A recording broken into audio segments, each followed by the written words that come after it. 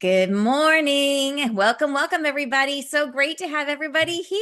Hello. Yes, so great to see. Yes, good to see the beautiful energy coming in. Thank you guys so much for being here. I see also many beautiful, familiar faces. You guys are going to love today. I'm so psyched you guys joined in today. And I'm looking, you guys, this is a great, great group already. So many, I see a couple new faces joining in as well. So those of you who are new, welcome. Those of you who have been here already, let's send them some extra love. So this is our Wisdom Soup group. So we have been meeting. Oh, let me turn this off so we don't get dinged.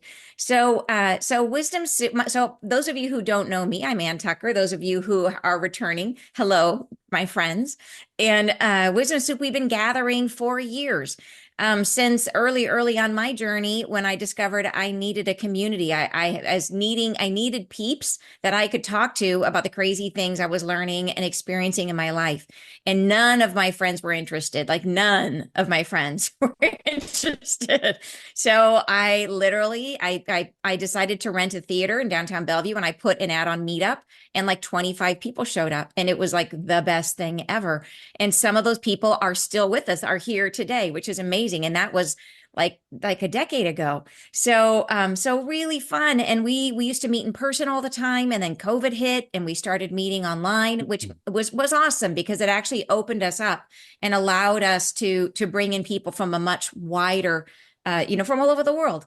And but the philosophy stays the same. The idea of Wisdom Soup, the reason I called it Wisdom Soup, other than the fact that it's like a really cute name, is because the idea with spirit is we're all wired differently. I think of us all as like different circuit boards where different things are going to speak to each of us, and we're going to be guided on a path that's unique for each of us.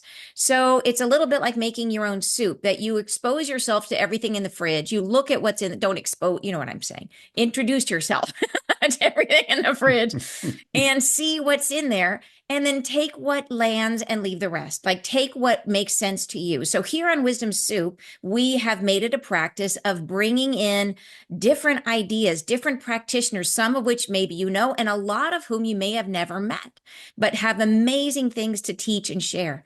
So, and part of that is the idea is we come into it with an open mind and we feel and exercise our own discernment and decide, does this land for us or not? Is this a pathway I want to learn more about or not? And that's the joy. And so through this practice, my own journey has expanded exponentially. Like early on in my journey, I thought crystals were just rocks, which I laugh at my old self now as my desk is like surrounded by crystals. And we had a person come who ran the local crystal shop, and she was born into it. Her dad ran a crystal shop, and then she was born into that shop. So it was clearly her life purpose. And she came to Wisdom Soup, and she put two different types of crystals in brown paper bags and had us stand around in circles and put a hand unknowingly in, just feel the crystal without knowing what it was, and then write down on paper what we thought it meant.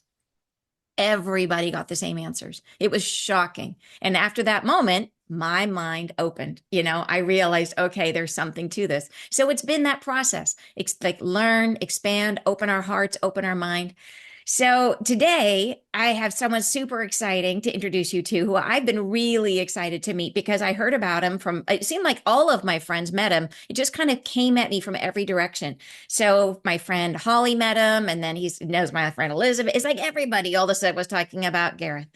And so then I checked out his stuff, and we have some amazing points of alignment. So I have not yet had the chance to talk to him personally, and I've been wanting to very much. So you guys, we're all going to do it together. First time, first time meeting Gareth. And he told me how to pronounce his last name. It is Gareth. I'm going to try it. Correct me if I say it wrong. Gareth Duignam. Duignam. Yes. Duignam. Yeah, it's an Gareth Irish Duignam. name. Dynam. Okay. Thank you. Gareth Duignam. Dynam. And Duignam. Dynam, right? Okay, thank you, Gareth. So you can see the spelling there, right there, Gareth Dynam. So he is a spiritual teacher. He channels amazing energies. I love his YouTube channel. So you can find him on YouTube. He's just a really, like you can tell, a very genuine person who's had an amazing journey, which I hope he's going to tell us about. So if you are ready, let's go ahead and introduce you. Let me go ahead and bring him onto the spotlight so you guys can see him. Where is he? Here he is. and I will join you, Gareth. And Um, hello. there we are. All right. So you guys, this is Hi. Gareth coming to us from, you live near Dublin, isn't that right?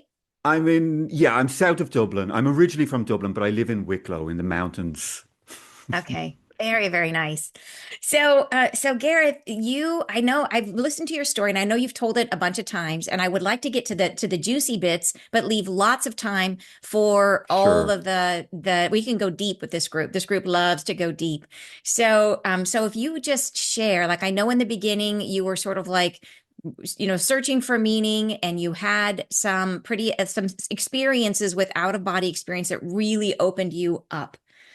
So can we start there, perhaps? Yeah, so I'll jump into all the kind of main points Yeah. along my journey. So one of the biggest things for me really was uh, out of body experiences. I had a fear of death and aging. And I always wanted to know. I didn't really have any kind of religious background. I just thought I was a body, and I thought that if I died, there'd be nothing left. I'd just disappear. And it was like, well, what's the point in this life if I just disappear at the end of it? And it led me on this search, and I came across a number of books. One was Brian Weiss, Many Lives, Many Masters. And it was like, well, if there's past lives, then that means that, if I die, I'll go into another life. And it just led me down this kind of rabbit hole of seeking out anything to do with the afterlife. And I eventually came across this gentleman called Bob Monroe, and he wrote three books: Journeys Out of the Body, Ultimate Journeys, and Far Journeys. And it was all about him having these out of body experiences. And I remember reading them and going, oh my God, if I could do this, then I would have direct experience and know that I live on. Even if my body dies, I live on. So I started practicing and practicing, and nothing happened. So We I can all went a relate couple to of that. months. Yes. Yeah, I went a couple of months. And then eventually one evening, I just woke up and there was like electricity running through my body.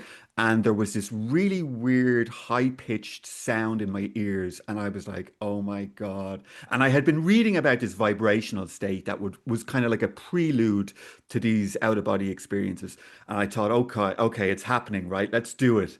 And the energy started to build up, and it kind of got into this crescendo where it just reached this climax. And then all of a sudden, two hands, I could feel them, two hands reached in under my arms, pulled me out of my body, and then just catapulted me out of my ceiling, out to the roof. And I remember flying through the night sky and going, oh my God, I can't believe it. And then I eventually came down and landed in a field, and I looked at my hands and I went, I did it, I'm out of body. And then this big elastic band snapped me back into my body. And I jumped up and I was like, I don't die. I don't die. I can't believe it.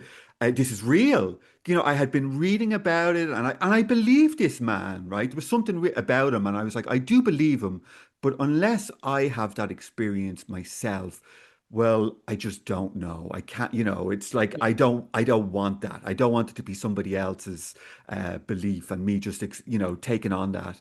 Yeah, So they started to happen then spontaneously for about a year and a half, maybe two or three times a week. And I had a that's lot of incredible. fun with it. Yeah, a lot of fun with it. Mhm. And then they just started to get less and less. And then I started to experience lucid dreams. And in Mhm. the lucid dreams, it felt like I was being primed for something. I was being taken off into these kind of classroom scenarios, and I was being given all these tests, like fear tests and decisions. And I'll just go into one really briefly. I remember f standing at the side of a field, and a calf had gotten out of the field. And I remember seeing the calf, and I'm going, oh, I better go over and help the calf and put it back into the field. And I lifted it up and put it back in. And I thought, I'm after doing such a great job. And I walked on, and I got to the bottom of the road, and this old man stopped me, and he said, oh, he says, I see you helped the calf. And I said, yeah. And I looked, and he kind of looked at something, and he made me turn around and look. And over the factory there was a sign, and it said the slaughterhouse. So by me thinking that I was doing good, I had put the calf back in. And I was Oh, like, okay, there's a big lesson in that. So I was having all of these kind of lessons happening in these non-physical, like learning labs or schoolroom. I would have these kind of lessons about dying because of the fear of death, and they would let me experience it. So they would bring me to the death state and pass on, and then bring me back, and then bring me back through it, and then back, and then they would say, okay, now how easy was that? And I was like, okay, that was really easy. Um, and they were like, that's all there is to it. Is there any fear left? And I was like, I don't think so. So there was all these things happening, and then they sort of died down for a while. And I didn't really pursue them. I wasn't chasing them. And I just kind of kept my own meditation practice. I would sit down every day. I loved meditating. I loved the feeling that it gave me. So that was around 2010 to about 2012. And then there was a gap for about 4 years where not much happened, kind of quietened down. And then in 2016, one morning, I was going to the gym. It was like 7 a.m. and I went into the gym. Prior to this, I kind of had this eerie feeling that something was trying to communicate with me. I was hearing messages coming through songs. I felt like I was seeing messages, wrote on billboards. And I kind of had this sense of something is trying to reach me or send a message to me. And I walked into the gym this morning and I just, for some reason, the sun was beaming in through the window and I looked at the sun and I went, that sun isn't external to me. I said, I'm seeing the sun inside of my consciousness. And then there was music playing, loud music in the gym. And I said, the music that I'm hearing isn't external. I'm hearing the music inside of my consciousness. And as soon as I said that, it felt like two pieces of Velcro were pulled apart in my brain, inside my mind. And there was a tear. And when the tear happened, something greater than me woke up in me. So I just spoke about lucid dreaming. If anyone knows what a lucid dream is, it's where you realize that you're dreaming in a dream state. You realize that, oh, I've fallen asleep, I'm in a dream, I've just woke up, this is a dream. This was something similar, but the only way I can describe it is it was God or the universe or source waking up and remembering itself through me. So all of a sudden, all this supreme knowledge started to flood into my system. I knew that I had dreamt myself into this character, and it was like this ongoing dream. Day after day, I would find myself back in this body, and I was mesmerized by reality. I was veiled. I believed that I was in a physical, objective reality, and I wasn't. And I also knew that what I was creating this space in which I was interacting with. So I knew that I was creating the walls, the machines in the gym. And then I started to look at other people in the gym. And the realization was that I was the one source dreaming myself into every single individual, but had just woke up in this one, but I was still asleep in all of the others. And it was like God realization. It was like all of this bliss started. I started crying in the gym. I sat down on a bench. I couldn't believe what was going on. And I went, I have to get out of here. I picked up my bag, I left, and I started the drive into work. And I had this really blissful, beautiful day. Um, but that really intense aperture, after about 15 minutes, it started to close down. But the next day when I woke up, I was different. There was something awake within me that was eternal. It was never born, it never died, and it was unbounded awareness. And I felt like I was free. I felt like I was born again. And wow. that then was the start of my real spiritual journey, spiritual awakening. Yes. I didn't know what a spiritual awakening was until that happened. Mm.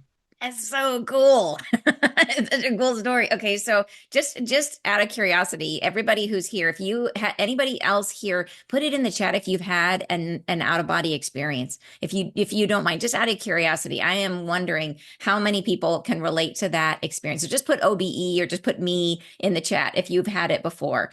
You said you started to, Denise said, Christy had it. Yeah. Oh my goodness, look at this. You had one, Carolyn, Shannon. Oh my gosh.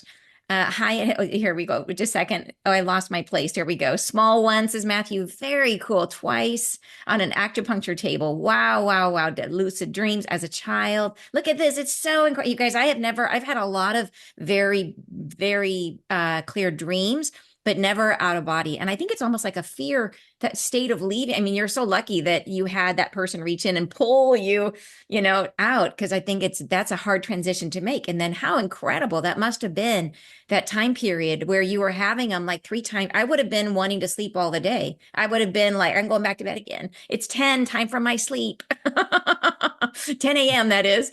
I mean, how did you get anything done? I would have been just wanting to sleep the whole time. So during that time when you were having your out of body experiences, were you like, how did you, I mean, imagine in the beginning, could you go anywhere you wanted? Did you go like around the earth, or did you go out into the galaxy, or what did you do? You would think that you would have a million things that you would want to do when you have an out of body experience. And early on, I mean, the best that I could come up with was take me to the kitchen or take me to the garden. Uh, so it's like you become aware in a different reality, and it's like you're having to learn how to navigate in it. You move with your mind. You don't move with a body anymore. So it was really difficult for me to kind of like maneuver and figure out how I could move my consciousness. And all sorts of crazy stuff started happening. So I would wait for these vibrations to come, and they would build up, and then I would start to imagine myself rolling off this, so like a log in water. I would roll, Yeah. and I would roll out of body, and actually sometimes fall off the bed and fall through the the bedroom floor. And one time I fell through the floor and I landed in my sitting room. And in my sitting room was two girls about 13 years of age in pajamas sitting on my floor having a chat. And I stood at the corner, and then all of a sudden they turned around and looked at me and ran through the wall. So what I started to notice was when I would get out of body that there were astral entities everywhere. Deceased Wow. And by humans. astral entities, you mean just people who've passed, Yes. that are Yes. humans that have passed. Were they all Yes. humans that you were seeing? Yeah, on the airplane, yes. I did get Okay. into some astral planes, and there's other kind of beings that aren't humanoid. But yeah, I would mainly see humanoids when I would get out of body. Wow. And did you have a guide or that showed up to kind of help you through this exploration? No, Oh. never. And I often wondered why. I used to figure out, like, I used to kind of go, well, like, why? Why don't I have one? And later on, actually, on my journey, I found out that I chose not to have guides in this life to make it a Oh, little bit more difficult. you Yeah. have no guides in this life. Yeah. Are you Yeah. serious? What do you have? I'm sure you have a guardian angel, but that's different from a guide. Yeah. I don't know. Yeah. Wow. Wow, wow, wow. And do you know why you chose that? Just to make it Uh, harder? You were like in for the challenge course? I really upped the difficulty level on this one. Yeah. That is so cool. So, okay, so you explored things, but I totally understand what you're saying about, like, so in the beginning of our journey, I feel like there's these ex we crave experiences, like when I Yeah. first started, I had these crazy psychic experiences by locating and jumping into other people's bodies accidentally, and it was like I really was pursuing that, I was pursuing that experience of developing my spiritual gifts. And then later I realized when I die, I will get all those automatically. So it's like, doesn't make sense to dedicate my life to that. And I finally realized it's the connection is all that really matters. To me, that was when I made the transition, I think, from pursuing the experiences to pursuing really the state of being. And I think is that reflective of your Yeah. experience too? Totally, totally. So I had lots of mystical experiences early on, and not much spiritual maturity came from it. Yeah. Yeah. I had a That's the great difference, right? story. I had a Yeah. great story. It was exciting. I felt like I was really special, but no, the real growth came much later on. Yeah. Yeah. Yeah. Amazing. So tell us about that. Where did you, like, when you say the real growth, what would you say, what has your growth process been and how has it changed you? Well, I think, yeah. So after that awakening that I had in the gym, that was the start. I then went on a spiritual journey. That started me off as a spiritual seeker. I Yeah. was always in, was kind of led on this succession of spiritual awakenings that started to happen. Like there was lots started to unfold. Mm. I had a Kundalini awakening. Deities started to turn up. So all of these like Hindu goddesses and gods started turning up, like Krishna and Kali. And I mean, I had nothing. I had no connection with India, at least in this lifetime. Wow. I started to be shown past lives as well. And then what started to happen was energy. So I had this Kundalini awakening, and then I started just feel energy all the time. And at a So certain how did the Kundalini awakening happen for you? What was that experience? So so I felt that my Kundalini started to awaken when I started having the out of body experiences. I didn't know what Oh, Kundalini was. So yes. about a week, maybe 2 weeks after the awakening that I had in the gym, I it was a Saturday evening. I came in, I sat on the sofa, and I just started kind of nodding off or closing my eyes. And then I started to have all of this like a download come in.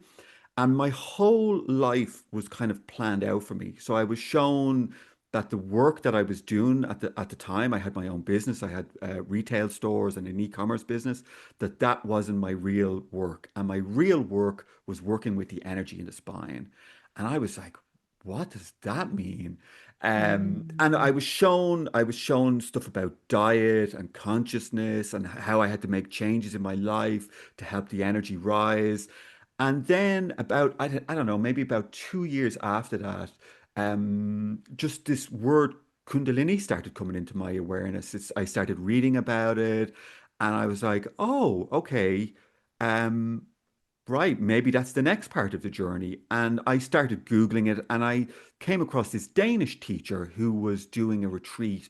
It's a Hindu practice called Shaktipat, and it's the transmission of grace from the guru to the disciple. So I went, it was in Dublin, it was a 3 day retreat, and I sat with this teacher for 3 days.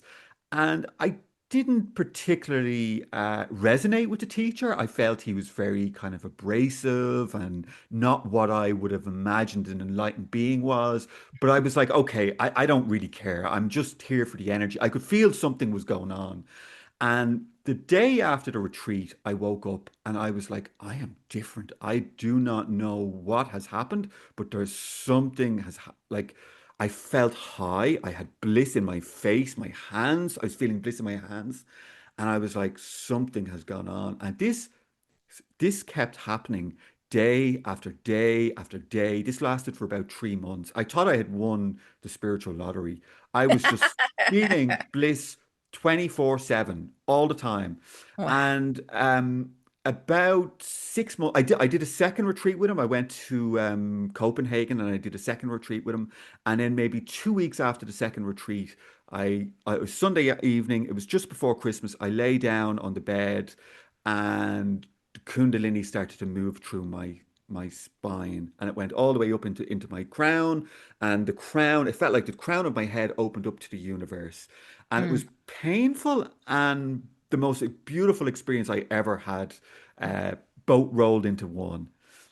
Wow. Wow, wow, wow. I can relate to that when I first started channeling the angels, it was physically painful. And it's an interesting thing. And I came to understand that it was the difference in frequency, that the difference between my frequency and their frequencies moving into it felt, to me, it felt like pressure, like being at the bottom of a really deep swimming pool. Like it was, and anyways, it felt like, yeah, being pressurized. Did you feel it as pressure? Or another time I felt it like almost like electric shocks. But Yes, so the Kundalini is more like electricity, but I okay. have had that like pushing Yeah. down. It's like a weighted blanket on me. Yes. Yeah. Um, so what I learned was that the Kundalini was actually rewiring my nervous system to house the greater states of awareness that were being experienced through my human. So it was a complete Wow. rewiring. Yeah. Yeah, that is so amazing. So, okay, so you went through this experience of working with the Kundalini energy. So we were talking about sort of your path of growth. So was this sort of in terms of the early stages of when you went from kind of the experiences to the more Yes. spiritual growth phase? It, And so how did that take you from there?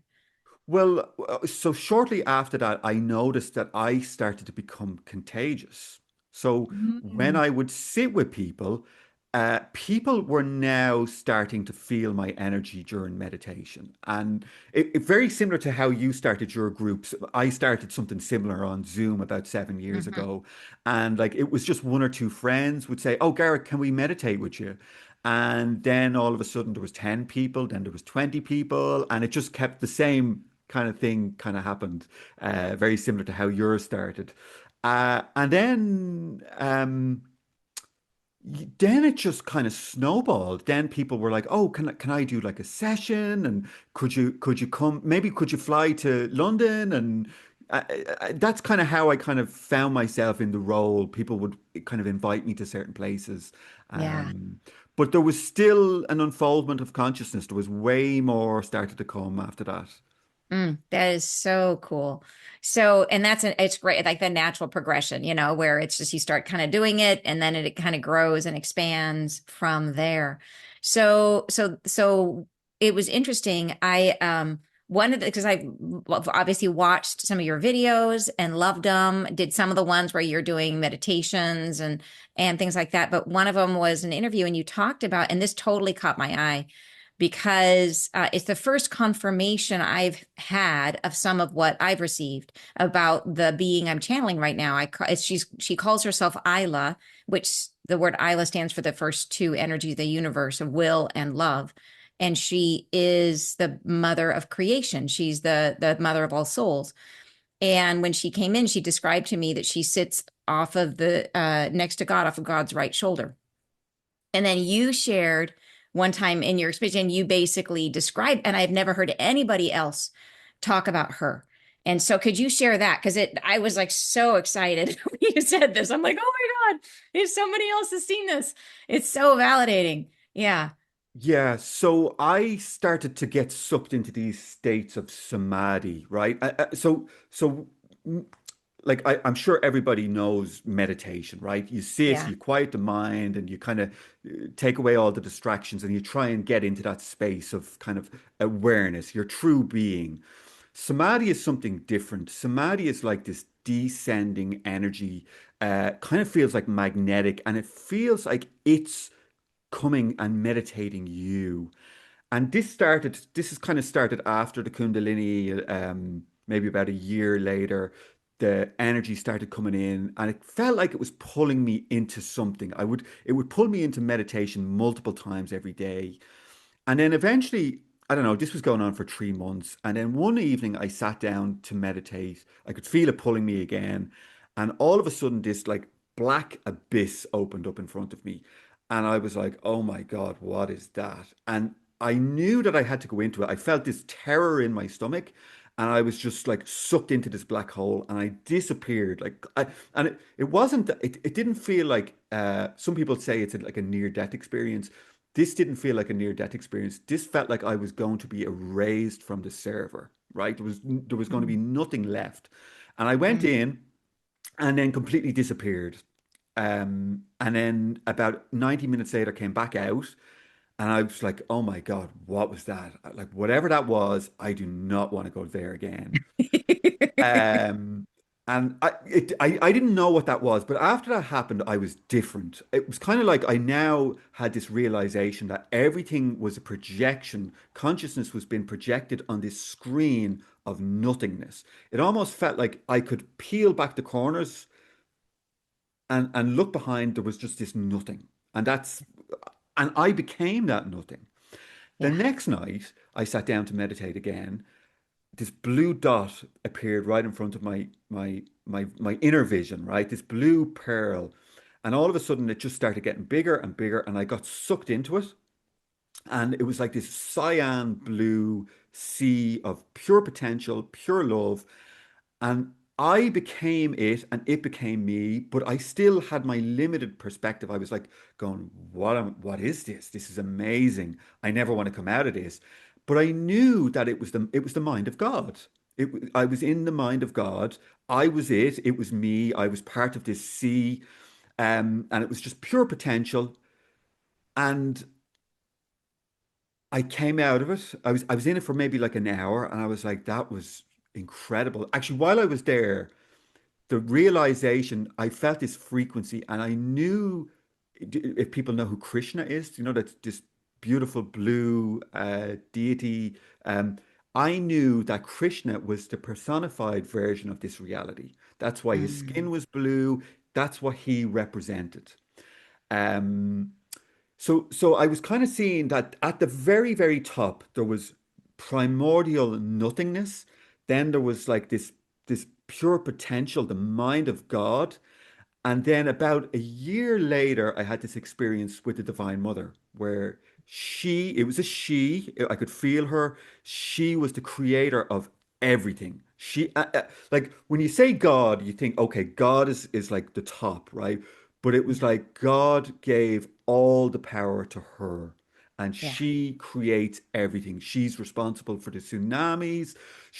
For the storm, the tropical storms, creation. She's the energy behind everything.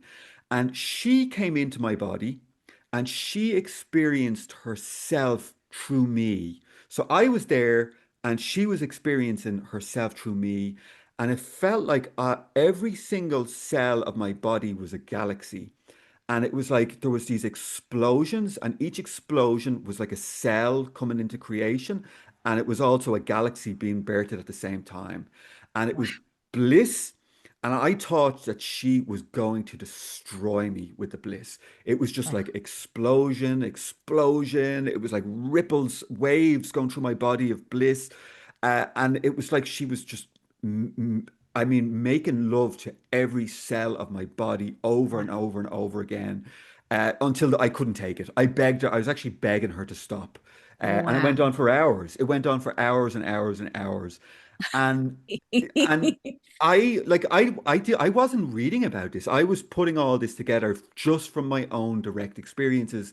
That at the top there was a triad. There was this nothingness. From the nothingness came the mind of God, and from the mind of God, he gave all the power to this force, this feminine energy. Yes. And what I then started to realize was that we as individuals are a droplet of that primordial consciousness, and we are a spark of God. The two of them intertwined and then descended down into the creation of the Divine Mother, right? Yes. So Mm-hmm. she's veiling us, she's creating this reality for us to get lost in. And then her energy is also the energy that's trying to awaken us from the dream. Yes. Yes. Yeah, that is so amazing too, because it's hearing it. I think this is one of the reason why we have to talk to one another, like all of us, like collectively, like why people need people, because it's like that story about seven blind people touching an elephant and they all have different lenses on the same Yes. thing. And you're the first person I found who is talking about her. And my experience of her is an exact mirror of yours, where the first time she came in and she stayed in for 5 hours like and channeling, talking to 5 hours. I finally was like, I need a break. You know what I mean? But yeah, she's like, oh, this is great.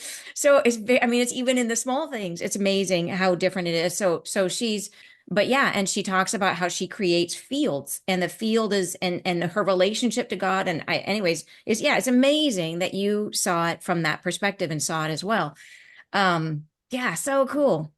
Yeah, I also saw that there are multiple versions of her, but she's like the main one, and all of the other Yes. ones, like the deities, they're all aspects of her, different Yes. facets of Yes. her. They Yeah. represent different qualities of what she is. Yeah, I see it as like nodes where there's like the there, and it's just like Russian dolls where each it's just a different layers, different, like there's a node here and a node, and then each one creates another series of souls or whatever, and then another layer and another, and each one can become its own universe.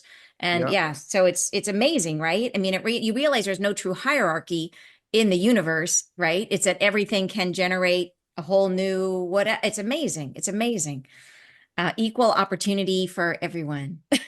yeah. Yeah, that is so amazing. And so do you work with her energy now, right?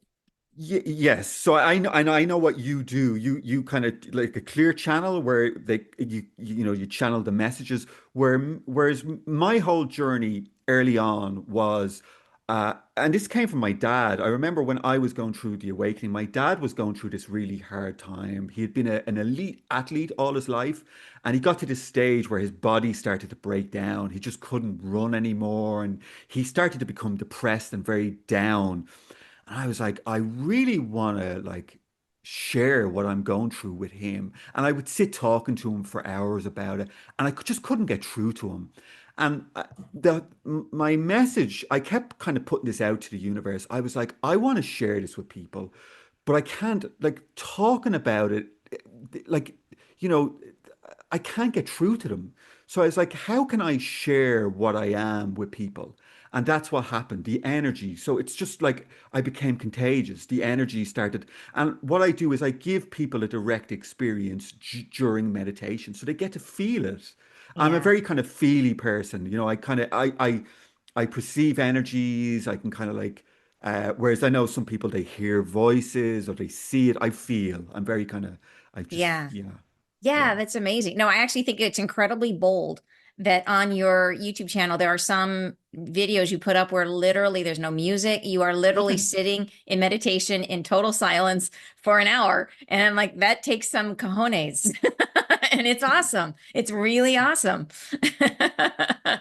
Yeah, I mean, yeah, I used to do talks on my Zoom. I would sit there and I would Yeah. talk, and then I just got to the stage where I was like, yeah, I'm not even going to talk anymore. We're gonna I'm just meditate. gonna, Just yeah, yeah. it's super cool. I think it's amazing. So, okay, so now in terms of where would you say in this progression, is there any other like big awarenesses that have come in for you on this process and this journey of your own really expansion, your view of the universe, your view of yourself in the universe? So, so it took maybe like 5 years for the awakening to unfold, a succession of shifts in awareness. And it's not like the individual gains anything in spiritual awakening. They're like veils that come down, and you're actually just remembering what you already are. And it's so it was like the first one that I had was like self-realization, then there was a shift, God consciousness, then unity consciousness. And unity consciousness kind of feels like the edges of your being come down, and you kind of spread out into this kind of panoramic, like it feels like creation. You're part of everything. Then there was that shift into the primordial consciousness, the mind of God, the Divine Mother.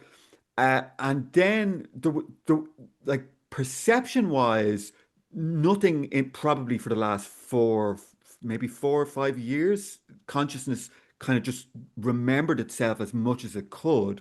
But what happened then was that like me as a human, I started to be worked on more. I was like, okay, well, I'm here. I want my human to be a nicer version of Gareth, right? I can be more loving. I can be kinder. I can help more people. Mhm. I was also shown a period where I was shown my three most recent past lives.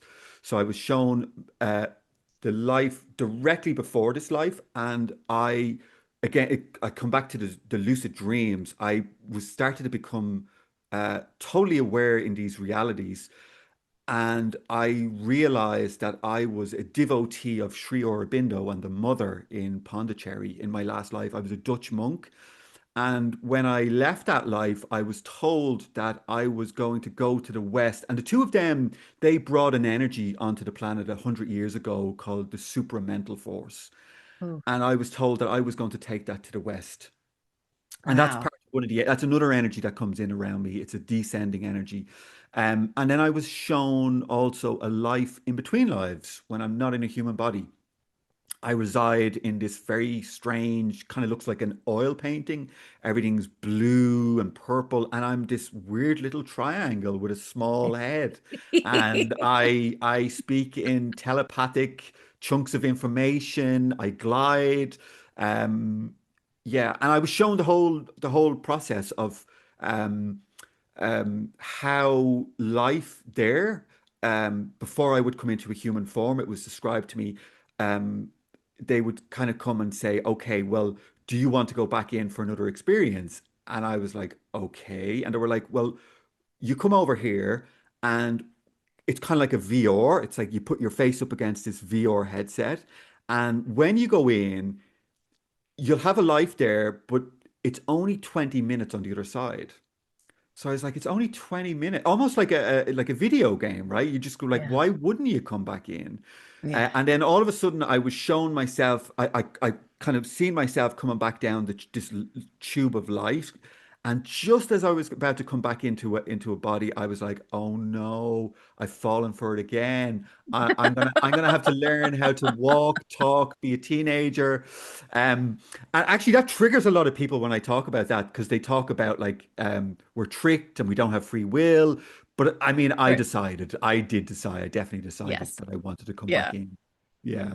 It is a funny thing about that, about decisions, though, with spirit, is that I have been aware that there have been times, like, for example, one time spirit asked me, the angels asked me if I would extend my contract to be alive, that I would lengthen my life. And it was a question like, will you agree to stay longer? And I just like knee jerk said yes. And afterwards, I'm like, darn it. Like, why didn't I say I will do that if I like, why didn't I make some conditions? Like, sure, if I can, like, how about, I want these things. I want to be 4 inches taller. What, you know what I mean? Like, why didn't I think of something? But oh, yes, I'll do it. And I think it's just like in that moment, it's like, yeah, I made the decision, but it's not the same as making like an earth-based. This is my experience. It's not the same as an earth-based decision. Is that your experience that you're just like, yeah, do you don't Uh, really realize? It's kind of sounds like me having the out of body experience and wanting to go to my kitchen. I just, in the moment, I couldn't think of anything better. You were like, I Um, kind of need a snack. yeah. Yeah. Wow. Yeah, that is super cool. So in terms of your own journey now that I mean it's really interesting your process because my process has been sort of yours in reverse is that mine started with working intensively on my healing and that opened up doorways and opened up gateways whereas yours you kind of went outside and came in where you like went out and experienced the universe and then came back in and worked on self. Is that accurate, do you think? Yes, yeah. So I was shown the three previous lives, and it kind of made sense because I didn't really have trauma in this life. Like I work with a lot of people, and a lot of people's stuff is like there's layers and layers and layers of trauma in their system, and it's blocking them, and it's Yeah. kind of stopping the spiritual awakening. I didn't really have that, like very, very Wow. little. And I was shown that I had awakened in my three previous past lives Yeah. and that I was kind of primed for this life. So when it did happen, it just snowballed for me. That's It, amazing. Yeah. yeah, yeah, That is cool. Well, it's interesting because I always tell people because I know people that have come into this world with a really huge amount of karma, but I also know that they're very old souls, that they've been here many, many, many, many times, and especially that this is a really unique time for healing. And I look at those people and I say, those are really ambitious souls, that they came in and they took on a lot of karma and maybe they had an extremely hard life, but that doesn't mean that they're behind. If anything, it means that they're, but it's just like you said in the beginning that you decided to come in without, so you didn't take a lot of karma, but you came in with no guides, which is like another way of saying, lay it on. Let me have the hard path. Yeah, but it doesn't mean that you're going to have an easy life either, right? It's just Yeah. like stuff is still going to happen to you. I think a Yeah. lot Even of with people they get into spirituality and they want to have a spiritual awakening so they can transcend suffering. yeah. Um, and there is a part of you that does sort of transcend it, like you're not gonna torture yourself with your mind, but you're still gonna have loss here. You're still gonna go through all the same things that everybody else goes through. There's no Yes. escaping that. Yeah. Yeah. Yeah. So what do you think, given where humanity is today, what is your view of New Earth and where we're heading and where we are on that journey? I really don't know about New Earth. I mean, I run a podcast as well. That's a topic that comes up all the time, and often have people talking about it. I don't really know. I think awakening is happening at a rapid rate at the moment on the planet. Part of me thinks it's down to technology. I think the fact that we can all connect on Zoom, whereas 20 years ago we would have to travel to India to find a teacher. Yeah. Now Yeah. we can just Yeah. do There it at was nothing out there. Yeah. There was nothing available. There was no nothing. information Couldn't even get a available. book. You would have Yeah. to travel to find a spiritual book. When I started, but that's like there was no Amazon, right? Amazon was just I would have to go to a physical bookstore and I wouldn't even know what I was looking for. Yeah. Hmm. So yeah, yeah, I think humanity is awakening at a rapid rate. It's Yeah. amazing. Yeah. But you don't have a view into where you think we're headed or where the next direction is or where we're going or anything like that. What are your thoughts, Yeah, feelings, I mean, fears? I've spoke with people about this kind of split, this new earth, where, part of humanity is going to kind of move into this new earth, and then the other will just remain where they are. I don't know. I don't have a direct experience with that. Yeah. Like anything I talk about, it's just my direct experience. So I Yeah. don't know about that kind of stuff. That makes sense. And I'm with you that I like to stick to what I have felt or experienced myself. It's a part of that internal confirmation. You know what I mean? Is that I want to be sure I'm in my own truth. Yeah. Yeah, I've talked about it but I would just be reciting what somebody else told me. I don't have a Yeah. direct experience with it. Yeah. Yeah, interesting. So, okay, so here's one other random question for you. So you Sure. mentioned so my the angels and Isla, the mother of creation, told me about and it's been super present in my journey. I have this one past life. They call it a shoulder life.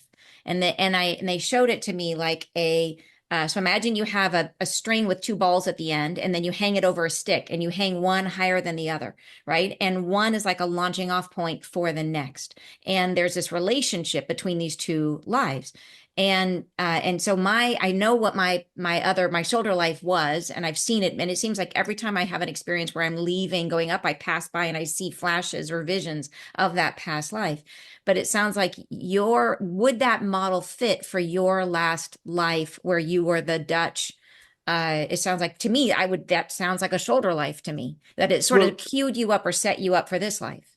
yeah, so my understanding is that we come back in with the quality of consciousness where we left off from the previous life. Yeah. So we have to learn everything again, right? And we have free will and we can get it wrong and we can go down the wrong road in this life. But the quality of consciousness is there. You come in with Hmm. that from the previous life, I think. Yeah, Hmm. it kind of accumulates from life to life. And that was kind of like with me when I was a teenager. I got into, no, I was never like a bad kid, but I got myself into lots of mischief. And I was kind of like, but there was always this caring. I would wonder why I would watch wildlife programs and like have a sneaky cry. I'd be like, it's stuff like that. And I was like, why am I getting upset about watching wildlife programs? And I couldn't figure it out. And then it was like, well, that was the quality of consciousness that I came in with, even Yes. though I wouldn't admit it to myself that I was just very sensitive. Yes. Yeah. Yeah. No, that's very true. And I think it's an interesting. like I think a lot of us people call it, we all call ourselves empaths, and I think it's that idea, or old souls, right? I think it is the quality of consciousness that you come in with. I just think it's interesting. So in that life that you had, your last life, have you had multiple experiences, flashbacks or memories come back with that life, or just the Yes, so twice. So one day I had the experience of being there, actually seeing it, like looking at places, walking around, picking books up, and then coming out of it and feeling like my heart had been t torn out of my chest. I miss oh, these people. These are two really famous people, Sri Aurobindo and the mother. And then going online and researching it and going, oh my God, this, I'm looking at the same picture of where I was, the same doors, the same courtyard. Yeah, that yeah. is so cool. And then like a few days later, I went back into it again in a lucid dream and could walk around and interact. That is so cool. By the way, lots of us in the chat are saying they're criers too. So just so you know, you're not alone. We are all right there with you crying at the nature Yeah, program. For me, the worst was the ones where there's like children are starving, and I'd be like, yeah. yeah. So given where you are now in your journey and what you're exploring, what is exciting to you right now? Like what is your new frontier? People, I love working with people. I do retreats all around the world. It's just I love sharing this energy with people. I love sitting with them. I do for 7 years, every Tuesday and Friday, I have been sitting like Friday, it's my Friday night, 9 p.m. So for 7 years, I've given up my Friday evening to sit with people and share this energy, and my Tuesday, and I do it for free. I don't ask for anything, and I just love doing it, and I want to share it with as many people as possible. I want people to have direct experience. Yeah. Yeah. That is Yeah, super, super that's what cool. excites me. Yeah, Yeah, and the yeah. connection with people and helping others. That is beautiful.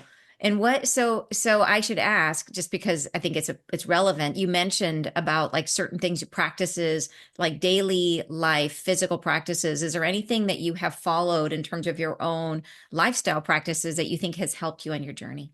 So my practices, I mean, look, the most important thing for anybody on a spiritual journey is just meditation. Just sit Mhm. and meditate daily. I was an Mhm. avid meditator. It's like your direct path to discovering your true nature, right? It's just that's how you're going to do it. There was a number of things that I did later on in my spiritual journey, and they just kind of felt like I don't know why I was doing them. I would do pranayama, which was like a breathing exercise, and I would do mantras. I got really into kind of Hindu mantras. But yeah, just meditation, mantra work.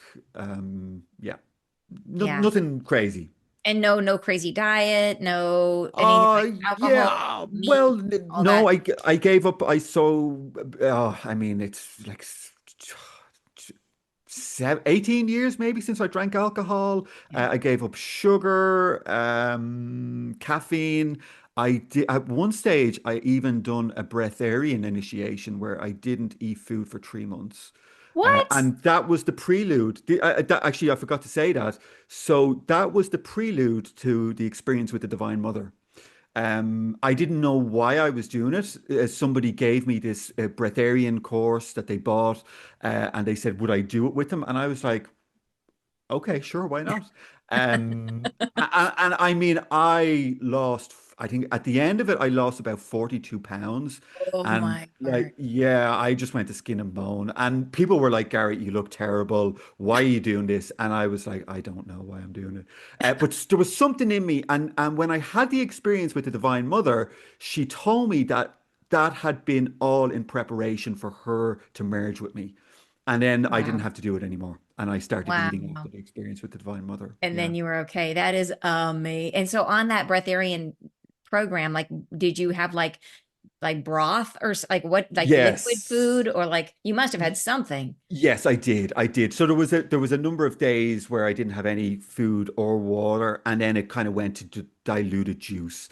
And I mean, and I would not recommend it to anybody. I would never go back and do it again. But Yeah. it was just Yeah. something I was called to do. Yeah, Yeah. probably not a thing for everyone. That sounds like a very unique. And And I I actually mean, know of a woman who ended up really hurting herself on a breatharian diet. So don't try it. Like this is yeah, unique to Gareth. Yeah, but and I eat now. I eat loads now. Don't yeah, worry. yeah. Yeah, I did. It's interesting because diet was a big part for me too, is that Yes. I was drawn to come and grow as much of my own food as I could. And I was drawn to a place that has like the best water in the state that I didn't even know it. And it's like, yeah, the cleanliness of the food matters.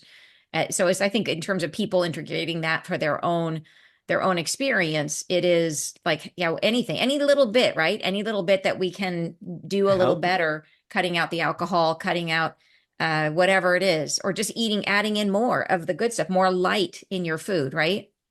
Yeah, so that time when I was shown my life was kind of planned out for me, one of the things that and this was just for me, I think it's very individual, the dieting for each person. For me, they told me that I had to eat a vegan diet Yeah. to help with the energy. And I did, and then eventually introduced kind of more eggs and a little bit of meat later on.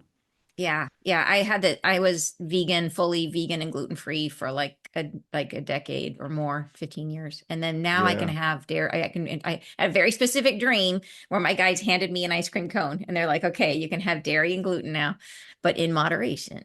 Yeah, moderate. Same with me now. I'll have the odd little bit of something, whatever I fancy. Yeah. Yeah, Yeah. it doesn't really affect me anymore. Yeah, Yeah. sugar was a big one for me. I cut Yeah. sugar and caffeine out. Yeah, Yeah, I still drink coffee, but I do have but limited amounts of sugar, but my New Year's resolution, I bought a pack of cookies and my goal is to see how long I can go without opening them.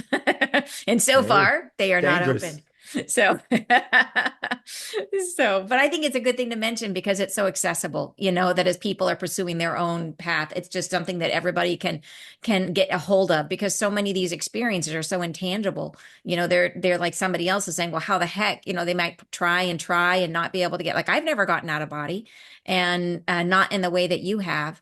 And that's an incredible, like, it'd be so cool to go fly around and You don't need go to though. wherever. You don't Yeah. need to. I think for me, I had to have really flashy experience. Otherwise, I would have discounted everything. Yeah. Yeah. Yeah. So for Yeah. me, it was really important. That's interesting. I think that is an important point is that I had like a skeptical mindset where it was like I have Yeah. to have an experience myself, but my experiences came in another way.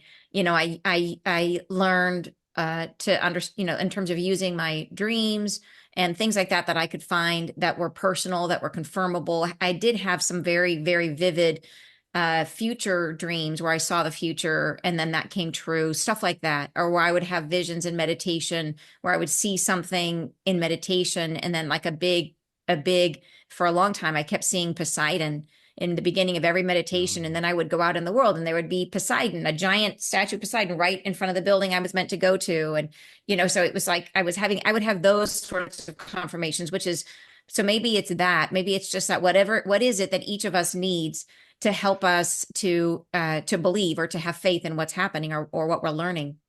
Yeah, I kind of see them as signposts. For Yeah. me, these Hindu deities would turn up, and every time they would turn up, it would feel like I got some sort of gift from them.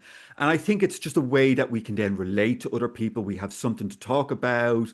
Like, for instance, if Kali turns up, her energy is a very destructive energy, and she usually is the remover of obstacles. So let's say you have a relationship or like a job or a career, and it might seem fine, but it's not in your highest good or in like the highest good for your awakening. She'll remove it. She'll come and she'll take it. That's what her energy does, whether you That is like it or not. Yeah, that is really cool. Well, I have loved this conversation even more than I thought I would, and that was a lot. So this has been awesome. I want to let everybody know that if you are part of our Soul Society, we are going there next with Gareth, and he's going to be working with us in that smaller group, perhaps leading us in a little, who knows, meditation or something. What are you going to be doing for us in Soul A Society? direct transmission, direct. Yeah, we're going to do Energy Fantastic. transmission, direct experience. Yeah. Love it. I mean, the Love it. energy's been coming in like crazy the whole talk. Yeah. Yeah, I love it. So if you, it's not too late if you want to join us. Wendy has put the link to the after party where you guys can join us. There is 2 weeks free on if you're not part of Soul Society and you just want to come for today, that's totally okay because there's a 2 week free program. We want you to know that you are wanted and invited, and we'd love to have you join us.